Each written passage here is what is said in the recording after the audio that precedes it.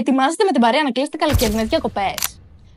Να σου πω κάποια μυστικά για να γλιτώσετε άσκοπα έξοδα. Στείλτε το βίντεο στην ομαδική και αποθηκεύστε το πριν ξεκινήσετε να ψάχνετε. Αρχικά, αν έκανες την αίτησή σου στο πρόγραμμα Τουρισμός για Όλους, θα έχεις σε ψηφιακή κάρτα χρήματα που ενδέχεται να φτάνουν έως και τα 600 ευρώ, τα οποία μπορείς να τα ξοδέψεις όπου θες. Airbnb, ξενοδοχεία, κάμπινγκ, ό,τι σ' αρέσει. Και για σένα που είσαι 18 ή 19 ετών, μην ξεχνάς ότι έχεις το Youth Pass. Με το Youth Pass δεν περιορίζεσαι μόνο σε μετακίνηση και τουριστικά αξιοθέατα. Μπορείς να το χρησιμοποιήσεις για εκπτωτικά πακέτα σε ξενοδοχεία, καταλύματα, εισιτήρια για συναυλίες, μουσεία, εκδηλώσεις, ακόμα και sport activities. 3. Εκμεταλλεύσου το θετικό πάσο σου. Αν είσαι φοιτητής και έχεις ακόμα ενεργό το θετικό σου πάσο, μπορείς να γλιτώσεις έως και το 50% της μετακίνησής σου. Με αυτό μπορείς να έχεις εκπτώσεις σε πλοία, αεροπορικά εισιτήρια και λεωφορεία.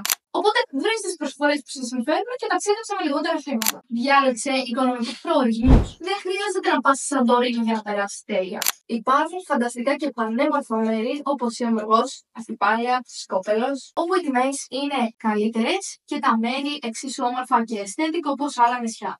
Τέλος, πήγαινε και εκτός high season, εάν θέλεις ειδικά να αποφύγεις και τα απολαυστήματα και την πολυκοσμία, είναι κατάλληλη περίοδος για διακοπές. Γενικά, αν τα βάλεις όλα αυτά κάτω και εκμεταλλευτείς το έπακρον ό,τι μπορείς να κάνεις low budget διακοπές, αλλά και καλής ποιότητας, χωρίς ιδιαίτερα έξοδα. Εσύ πού έχεις κλείσει διακοπές φέτος?